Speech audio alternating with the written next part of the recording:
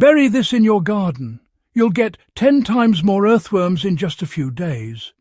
There's a silent army waiting beneath your soil, and if you wake it up the right way, your garden can transform faster than most fertilizers ever could. Earthworms loosen compacted ground, improve drainage, pull organic matter deeper into the soil, and leave behind nutrient-rich castings that feed roots naturally. If your beds feel lifeless, dry out too quickly, or your plants struggle to thrive, one simple buried material can change that in just days. Oh, and before we get started, please subscribe to The Garden Life so you never miss practical gardening tips that really work. Why do earthworms matter so much? You know, many gardeners focus only on what they add from above, but honestly, healthy gardens are built from below. Earthworms are among the best indicators of living soil. When worms are active, they tunnel through the ground and create natural air channels.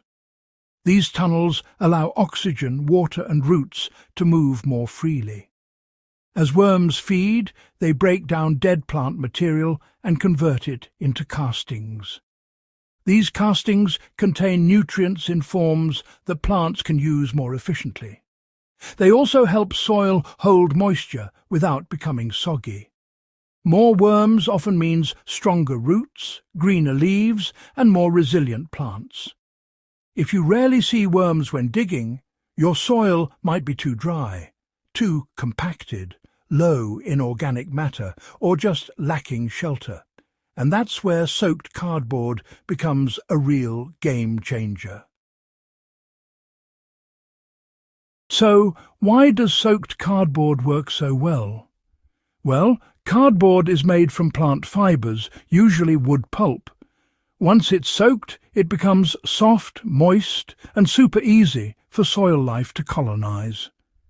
Now, worms aren't eating clean cardboard directly the way they munch on kitchen scraps, but they're strongly attracted to what happens as cardboard breaks down. Moist cardboard creates a cool, damp refuge just under the soil surface.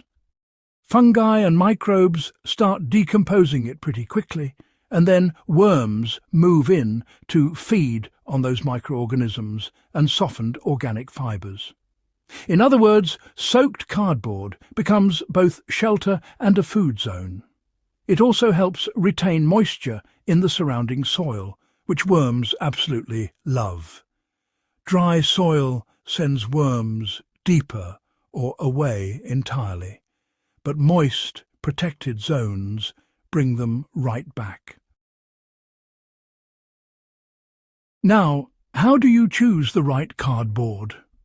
Use plain brown cardboard with no glossy coating, no wax layer, and definitely no heavy-coloured printing. Shipping boxes and plain packaging cardboard are just ideal. Make sure to remove all tape, plastic labels, staples and stickers before you use it. Avoid shiny printed boxes, heavily dyed cartons, or anything that feels plastic-coated. Those materials break down poorly and might contain unwanted chemicals. Tear the cardboard into pieces around 15 to 25 centimetres wide. Smaller pieces break down faster and are just easier to bury evenly. Okay, so let's talk about how to prepare the cardboard properly. First, you'll want to fill a bucket, tub, or, any large container with water. Then submerge the cardboard pieces fully and let them soak for at least 12 hours. Honestly, 24 hours is even better. The goal here is complete saturation. Dry cardboard can actually repel moisture at first and might even wick water away from roots if it's buried dry. But fully soaked cardboard, it becomes soft, sponge-like, and just ready for rapid decomposition. And if you want to give things a little boost, you can mix in 1 tablespoon of molasses per 5 litres of soaking water. That can feed beneficial microbes and help speed up the early breakdown. Just use a small amount, though. Now, where should you bury it for maximum results? Well, you can choose garden beds, vegetable rows, compost edges, raised beds, or really any areas where the soil seems tired and worm activity is low. Just don't bury cardboard directly against plant stems. Instead, dig shallow trenches or pockets about 10 to 15 centimetres deep. Lay the soaked cardboard pieces flat in the trench, then cover them with soil. Be sure to water the area afterward. Use around 1 kilogram of soaked cardboard for every 1 square metre of garden bed. That amount is enough to create several feeding zones without overloading the soil. If you're working around established plants, bury smaller pieces halfway between the stem and the drip line. And always keep at least 15 centimetres away from the base of plants. So, what happens in the first few days? Well, within days, moisture levels stabilise around the buried cardboard. Microbial activity starts to increase. If worms are already nearby, they often discover the zone pretty quickly.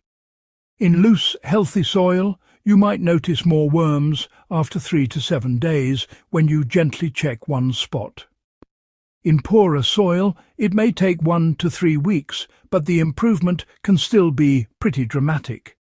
You may also notice the soil above the buried cardboard staying softer for longer after watering.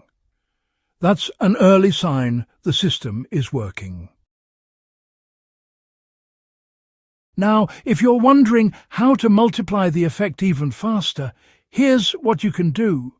Soaked cardboard works well on its own, but pairing it with a thin layer of compost above the burial zone can really accelerate your results.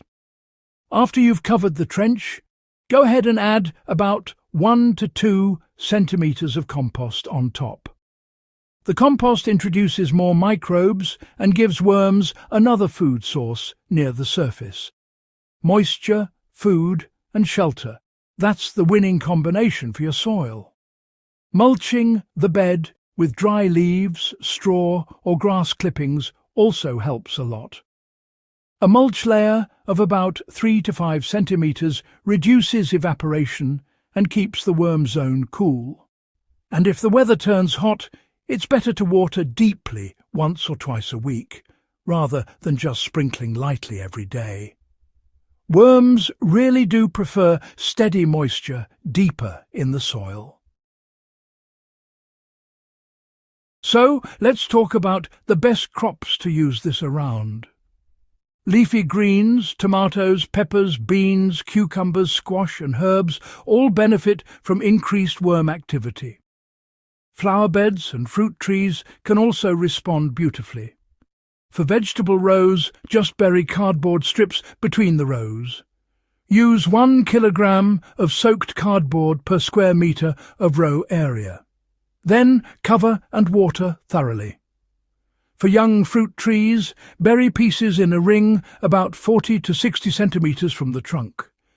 Use 2 kilograms of soaked cardboard around each small tree, split into several pockets. Now, let's go over some mistakes that reduce results. Using dry cardboard is one of the biggest mistakes.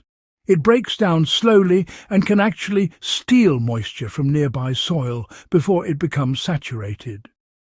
Burying cardboard too deep is another issue.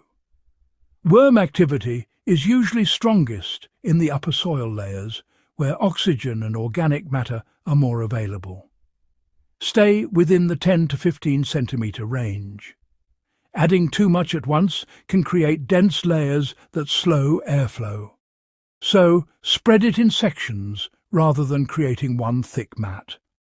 Letting the bed dry out after burying cardboard also limits success. Moisture is essential. How often should you repeat it? Well, repeat every 4 to 6 weeks during the growing season if your soil is poor or compacted. In healthier gardens, once every 2 to 3 months is often enough. Rotate the burial spots around the bed so worm activity spreads across the entire area over time. As soil improves, you may need less cardboard and more simple mulch and compost maintenance. Now, how do you check if it's working? Gently dig a small test hole near one treated area after a week or two. Look for worms, crumbly soil, fungal threads, and improved moisture. These are excellent signs. You may also notice plants needing less frequent watering, faster growth, and richer leaf colour. Better soil life often shows above ground surprisingly quickly. The real secret behind the method is, well, soaked cardboard is not magic by itself. It works because it creates the exact environment worms seek: moisture, darkness, cooling cover, and a growing food web. When you build that environment, worms arrive and multiply naturally. That means the bigger lesson is simple. Feed the soil life, and the soil life feeds your plants. If your garden feels slow, tired or compacted, burying soaked cardboard may be one of the easiest low-cost improvements you can make. It recycles waste, boosts soil biology, and invites one of nature's best gardeners back into your beds. Try one section this week and compare it with untreated soil. The difference may surprise you. Subscribe to The Garden Life for more smart gardening methods, and share this video with someone who wants healthier soil and bigger harvests.